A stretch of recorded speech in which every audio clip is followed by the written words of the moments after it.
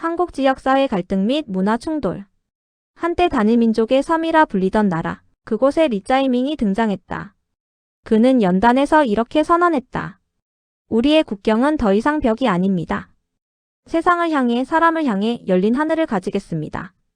그리고 그 말은 곧 현실이 되었다. 그의 대표 정책 무비자 입국 제도. 비자는 사라졌고 공항의 문은 열렸다.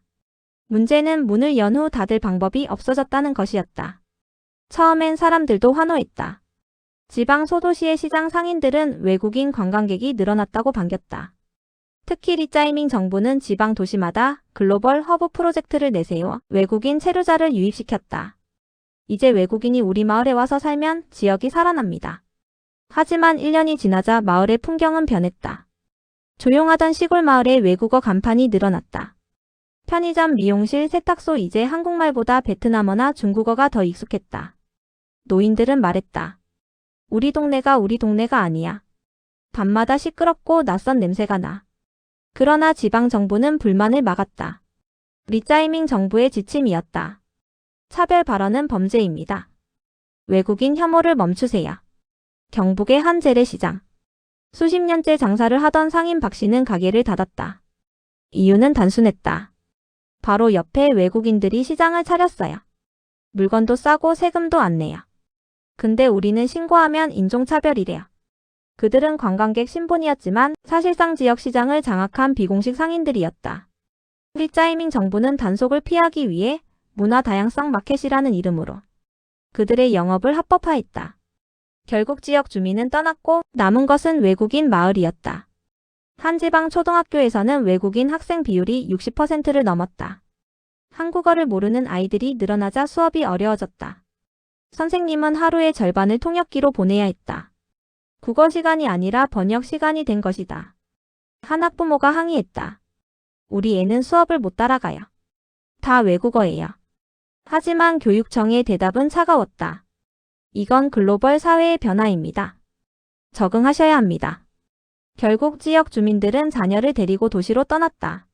남은 학교는 국제학교가 되었지만 정작 그곳에는 한국 아이들이 사라졌다. 무비자 입국으로 인해 한국 곳곳에 다문화 거주지가 생겨났다. 문제는 문화의 공존이 아닌 분리된 공동체의 형성이었다. 외국인들은 자신들만의 식당, 교회, 모임을 만들었다. 그곳에서 쓰이는 언어는 한국어가 아니었다. 현지 주민과 교류는 점점 끊어졌고 동네는 보이지 않는 경계선으로 나뉘었다. 밤이 되면 다른 음악이, 다른 규칙이, 다른 질서가 작동했다. 그때 한 노인이 중얼거렸다. 이젠 이곳이 내 고향이 아니라 내가 이방인이 된 것 같아. 갈등은 예상보다 빨리 터졌다. 경기도의 한 외곽 도시. 무비자 체류자들이 저가 임대주택에 몰려들며 주민들과의 마찰이 심해졌다. 밤마다 술집 소음, 불법 주차, 쓰레기 투기, 폭력 사건이 이어졌다. 경찰이 출동해도 통역이 안 돼서 제대로 조사조차 못했다. 결국 주민들이 시위를 벌였다. 우리 동네를 돌려달라. 하지만 언론은 그들을 외국인 혐오단체로 몰았다. 리짜이밍 정부는 성명을 발표했다. 소수자에 대한 차별을 멈춰야 합니다. 우리 사회는 인류 공동체로 나아가야 합니다. 그날 이후 갈등은 범죄로 규정되었다. 이웃끼리의 분노는 정치적 언어가 되었다. 한 도심 지역에서는 종교 갈등이 터졌다.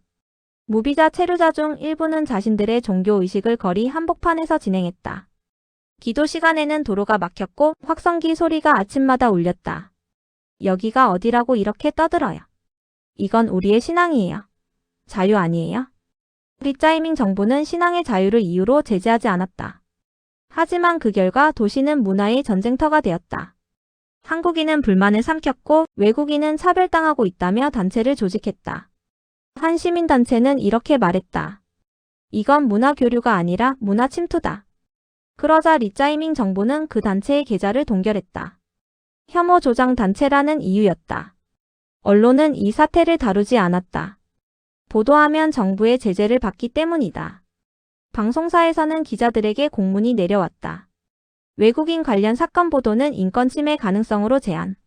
대신 뉴스는 세계가 주목하는 리짜이밍의 개방 정책이라며 국제적 칭송을 강조했다. 하지만 현실 속의 국민은 점점 분노했다. 마을 주민들은 정부 대신 스스로 순찰대를 만들었고 곳곳에서 자치 통제구역이 생겼다. 도시는 두 개의 질서로 나뉘었다.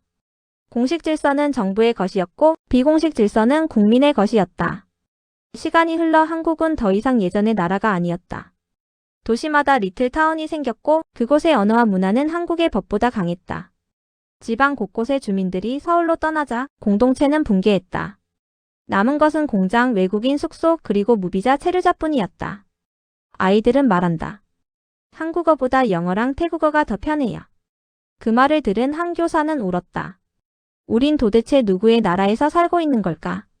혼란이 극에 달한 어느 날 리짜이밍은 다시 텔레비전에 등장했다. 갈등은 성장통입니다. 다문화 사회는 피할 수 없는 미래입니다. 지금은 혼란스러워도 언젠가 모두 하나가 될 것입니다. 하지만 국민은 더 이상 믿지 않았다. 그의 하나의 사회는 실은 모두가 자기 언어로 말하는 서로 들리지 않는 사회였기 때문이다. 몇 년 후 사람들은 리짜이밍의 정책을 회상하며 이렇게 말했다.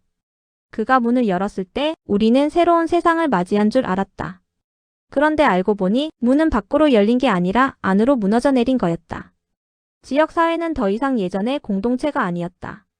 서로 다른 언어, 문화, 종교, 가치관이 뒤섞여 서로를 이해하지 못한 채 살아갔다. 그리고 리짜이밍은 사라졌다. 그가 남긴 것은 개방의 유산이 아니라 갈등의 불씨였다. 1. 무비자 입국은 관광이라는 이름으로 시작됐지만 곧 이주와 정착, 불법 체류, 경제 활동으로 이어졌다. 2. 지역 공동체는 급격히 해체되었고 언어, 문화, 종교적 충돌이 일상화되었다. 3. 리짜이밍 정부는 인권과 자유를 내세웠지만 실제로는 통제 불가능한 사회 분열을 초래했다. 4.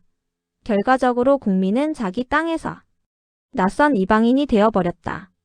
국경은 사라졌지만 신뢰도 함께 사라졌다.